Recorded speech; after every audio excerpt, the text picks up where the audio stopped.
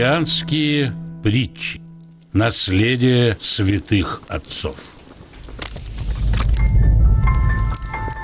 От себя не убежишь.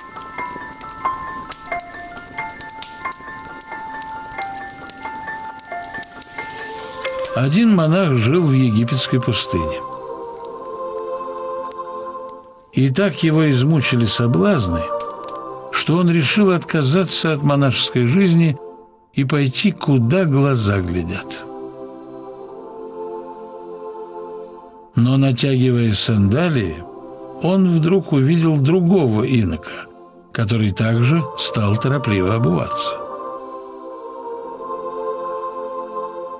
«Ты кто?» – спросил монах незнакомца.